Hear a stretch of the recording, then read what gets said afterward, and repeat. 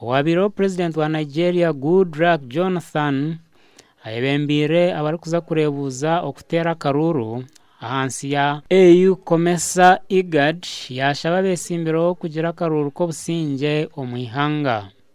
Make sure that sacrifice pay the price to the countries and the that but that's any problem.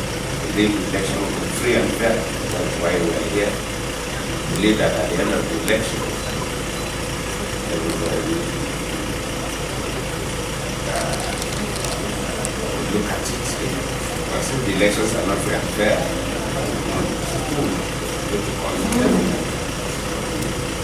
pray that the elections will be free and fair, so that there will be no more crisis.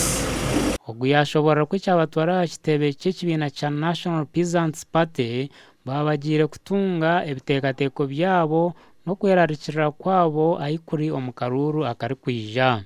There are other great areas that we should look at. For us, just like Bankole promised, we do our best to critically observe the elections. We will be truthful and we interact with key stakeholders and also have a conversation with them.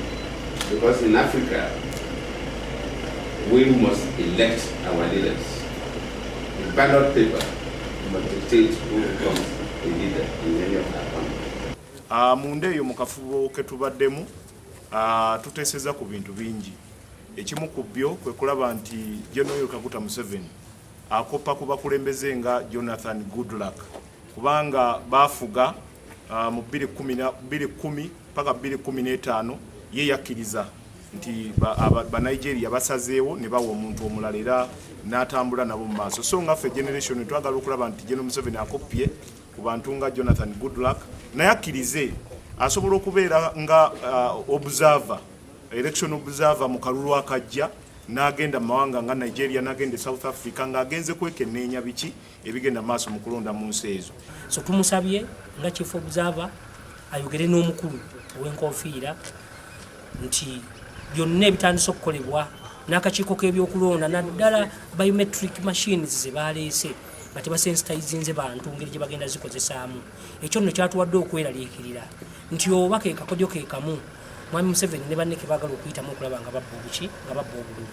Omugambirizi w'ekibiina kya National Peasants Party Thomas Bagonza yasima President Goodluck na bagenzi be okurugayo bakejumbira omukurondereza aby'akaruru ka Uganda.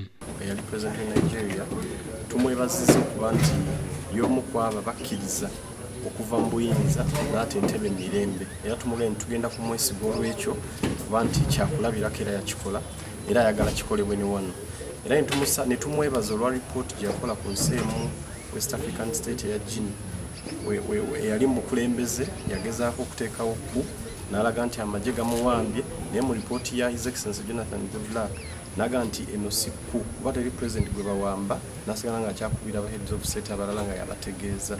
So n'atulaga nti lwali lukwesi lwa president oyo kusigala mu buyinza ng'akozesa amagye. President Goodluck yaraganisa ku buli kimwe kiri kuza kutambula gye omukaruraka. Aha wa TV West ndi Abdukarim Sengendo omuri Kampala.